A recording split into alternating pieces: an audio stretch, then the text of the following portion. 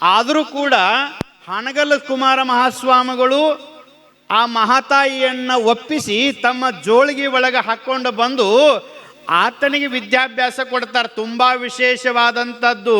ಕಲಾವಿದರಿಗೆ ಜಾತಿ ಅನ್ನುವಂಥದ್ದಿಲ್ಲ, ಕಲಾವಿದರಿಗೆ ಮತ ಅನ್ನುವಂಥದ್ದಿಲ್ಲ, ಕಲಾವಿದರಿಗೆ ಕರ್ರನ್ನವಂತಿಲ್ಲ, ಬೆಳ್ಳನ್ನವಂತೂ ಇಲ್ಲ ಅನ್ನೋದನ್ನು ಈಗ ನಾವು ಎಷ್ಟು ಸಾಬೀತುಪಡಿಸಕತ್ತೇವಲ್ಲ, ಅವತ್ತು ಹಾನಗಲ್ ಕುಮಾರ ಮಹಾಸ್ವಾಮಿಗಳು ಸಾಬೀತುಪಡಿಸಿದರು.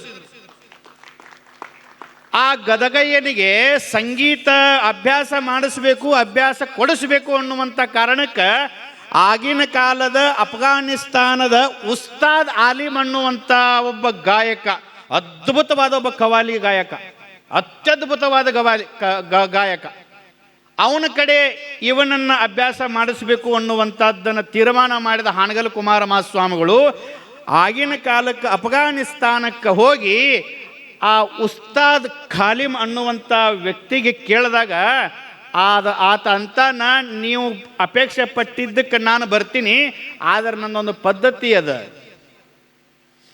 ನಾನು ವಾರದೊಳಗೆ 2 ಸಲ ಮಾಂಸವನ್ನು ಸ್ವೀಕಾರ ಮಾಡ್ತೀನಿ, 2 ಸಲ ಮಾಂಸವನ್ನು ಸ್ವೀಕಾರ ಮಾಡ್ತೀನಿ, ನಿಮ್ಮ ಮಠದೊಳಗೆ ನಡೀತದೋ ಏನು ಹ್ಯಾಂಗೋ ಅಂತ ಕೇಳ್ತಾರವರು ಉಸ್ತಾದವರು. ನಿಮ್ಮ ಮಠದಾಗ ನಡೀತದೇನು ಹೆಂಗೆ ಅಂದಾಗ ಹಾನಗಲ್ ಕುಮಾರ ಮಹಾಸ್ವಾಮಿಗಳು ಅಂತಾರ, ಒಂದು ಕ್ಷಣನೂ ಯೋಚನೆ ಮಾಡಲಾರದೆ ನನ್ನ ಶಿಷ್ಯನನ್ನ ಜಗತ್ತಿಗೆ ಬೆಳಕಾಗುವಂಥ ರೀತಿ ಒಳಗೆ ನೀವು ಮಾಡಕ್ಕೆ ತಯಾರಾಗಿರಿ ಅಂದ್ರೆ ಒಂದು ಸ್ವಲ್ಪ ಮಟ್ಟಿಗೆ ನನ್ನ ಮಠದ ಪರಂಪರೆಯನ್ನು ಸರಿಸ್ತೇನೆ ಅನ್ನುವಂಥ ತೀರ್ಮಾನಕ್ಕೆ ಹಾನಗಲ್ ಕುಮಾರ ಮಹಾಸ್ವಾಮಿಗಳು ಬಂದರು. ಇನ್ನೊಂದು ಆಶ್ಚರ್ಯ ಗೊತ್ತೇನು ನಿಮಗೆ? ಅವತ್ತು ಮಾಂಸವನ್ನು ಮಠದಾಗ ಮಾಡಕ್ಕೆ ತಯಾರಾದರು, ಆದರೆ ಉಸ್ತಾದವರು ವಿದ್ಯಾಭ್ಯಾಸ ಕಲಿಸಲಿಕ್ಕೆ ಬಂದಾಗ ಈ ಮಠದ ಆಚಾರ ವಿಚಾರ, ಈ ಮಠದ ಪೂಜಾ ವೈದಿಕತ್ವ, ಈ ಮಠದ ವ್ಯವಸ್ಥೆಯನ್ನು ನೋಡಿದಾಗ ಹಾನಗಲ್ ಕುಮಾರ ಮಹಾಸ್ವಾಮಿಗಳಿಗೆ ನಿಸ್ಸಂಕೋಚವಾಗಿ ಹೇಳುತ್ತಾರೆ ಉಸ್ತಾದವರು, ಬುದ್ಧಿ, ನಾನು ನಿಮ್ಮ ಶಿಷ್ಯನಿಗೆ ವಿದ್ಯಾಭ್ಯಾಸ ಕಲಿಸಕ್ಕೆ ನಾನೊಂದು ಬೇಡಿಕೆಯನ್ನು ಇಟ್ಟಿದ್ದೆ, ನೀವು ಒಪ್ಪಿಕೊಂಡಿದ್ರಿ, ಅದು ನಿಮ್ಮ ದೊಡ್ಡ ಗುಣ. ಆದ್ರೆ ನನಗೆ ಹಿಂಗೆ ಅನ್ನಿಸ್ತದ, ನಿಮ್ಮ ಶಿಷ್ಯನನ್ನು ಜಗದ್ ವಿಖ್ಯಾತ ಮಾಡೋದರ ಜೊತೆಗೆ ಇನ್ನು ಜೀವನದ ಉದ್ದಕ್ಕೂ ಕೂಡ ನಾನು ಮಾಂಸವನ್ನು ತಿನ್ನೋದಿಲ್ಲ ಅನ್ನುವಂಥ ಶಪಥವನ್ನು ಮಾಡಿದ ಉಸ್ತಾದ್. ನಿಮಗೆ ಆಶ್ಚರ್ಯ ಆಗ್ತದೆ, ಜೂನಿಯರ್ ರವಿಚಂದ್ರ ಕುಂತಾರ ಇಲ್ಲಿ, ನನಗೆ ಬಹುತೇಕ ಭಾಳ ಜನ ಪರಿಚಯ ಇಲ್ಲ, ನೋಡೇನು ಕರೆ ಇವ್ರ ಅನ್ನೋದು ಗೊತ್ತಾಗವಲ್ತು ನನಗೆ. ಜೂನಿಯರ್ ರವಿಚಂದ್ರ ಅವರು, ಅವ್ರ ಹೆಸರು ರಜಾಕ, ಹೌದಿಲ್ರಿ? ಆನಂದ್ ಹೂಗಾರ್, ನಾ ರಜಾಕ್ ಅಂತ ಇರಲಿ, ನಾನು ನಿಮ್ಮನ್ನು ಟೆಸ್ಟ್ ಮಾಡಿದೆ ಹೆಸರು ಅದಿರೇ ಇಲ್ಲ ಅಂತ ನೋಡಾಕ. ಇಲ್ಲಿ ಜಾತಿ ಅನ್ನುವಂಥದ್ದು ಬರಲ್ಲ. ಶೈನಾಯಿ ವಾದಕ ಬಿಸ್ಮಿಲ್ಲಾ ಖಾನ್ ಹೆಸರನ್ನು ನೀವೆಲ್ಲರೂ ಕೇಳಿರಿ ಅನ್ಸುತ್ತೆ. ಬಿಸ್ಮಿಲ್ಲಾ ಖಾನರ್ದು ಒಂದು ನಿತ್ಯ ಉದ್ಯೋಗ, ನಿತ್ಯ ಕೆಲಸ ಏನು ಅಂತಂದ್ರೆ, ಕಾಶಿ ವಿಶ್ವನಾಥನ ಸನ್ನಿಧಾನದೊಳಗೆ ಪೂಜಾ ಮಾಡೋ ಕಾಲಕ್ಕೆ ಅಲ್ಲಿ ನಿತ್ಯವೂ ಶಯನಾಯಿ ವಾದನ ಆಗ್ತಾ ಇರಬೇಕು. ಪಾಕಿಸ್ತಾನದವರು ಅವಾಗೆಲ್ಲ ಬಂತದು, ನಮ್ಮ ಮುಸಲ್ಮಾನರು ನೀವು ಆ ಕಡೆಗೆ ಬರ್ರಿ, ಹಿಂದೂಗಳಷ್ಟೇ ಇಲ್ಲಿ ಇರ್ರಿ ಅಂತೇಳಿ ಏನೋ ಒಂದು ಬಂತು. ಅವಾಗ ಉಸ್ತಾದ್ ಇವರು ಯಾರು ನಮ್ಮ ಶೈನಾಯಿ ವಾದಕರು,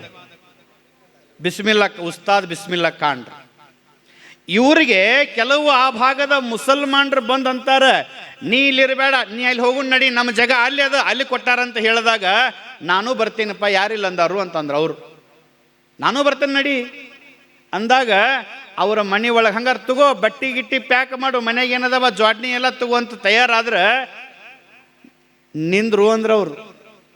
ನೀ ಮನೆಯಾಗಿರುವ ಜ್ವಾಡ್ನಿ ತಗೊಂಡು, ಶೈಹನಾಯಿನೂ ಕೂಡ ತಗೊಂಡು, ಆದ್ರೆ ಆನಂದದ ಲಹರಿ ತಗೊಂಡ ಹೋಗಕ್ಕೆ ನಿನ್ನ ಕಡೆ ಆಗೋದಿಲ್ಲ ಅಂತ ಅಂದಾಗ ಅದೇ ಲೈತಿ ಅಂದವ. ಆನಂದದ ಲಹರಿ ತಗೊಂಡು ಹೋಗಕ್ಕೆ ನಿನ್ನ ಕೈ ಆಗಲ್ಲ, ಅದೆಲ್ಲೈತಿ ಅಂದಾಗ ಬಾಯಿಲ್ ತೋರಿಸ್ತಾನಂತ ಹೇಳಿ ಗಂಗಾ ನದಿ ದಂಡಿ ಒಳಗೆ ಕುಂತ ಶಯನಾಯಿ ವಾದ ಮಾಡಕತ್ರ ಅಲ್ಲಿ ಕಾಶಿ ವಿಶ್ವನಾಥನೇ ಪ್ರತ್ಯಕ್ಷನಾದ ಅನ್ನುವಂಥ ಇತಿಹಾಸ ನಾವು ನೋಡ್ತಿರ್ತೇವೆ. ಇದೇ ನನ್ನ ಆನಂದ ಲಹರಿ, ಇದೇ ನನ್ನ ಆನಂದ ಲಹರಿ. ಯಾವುದೇ ಒಬ್ಬ ವ್ಯಕ್ತಿ ಒಬ್ಬ ಸಂಗೀತಕ್ಕೆ ಮನಸ್ಸು ಸೋಲಲಿಲ್ಲ ಅಂತಂದ್ರೆ, ಅಥವಾ ಯುವತಿಯ ನೃತ್ಯಕ್ಕೆ ಸೋಲಲಿಲ್ಲ ಅಂತಂದ್ರೆ ಆತ ಒಬ್ಬ ಯೋಗಿ ಆಗಿರಬೇಕು, ಅಥವಾ ಆತ ಒಬ್ಬ ನಿರ್ಜೀವ ವಸ್ತುವಾಗಿರಬೇಕು.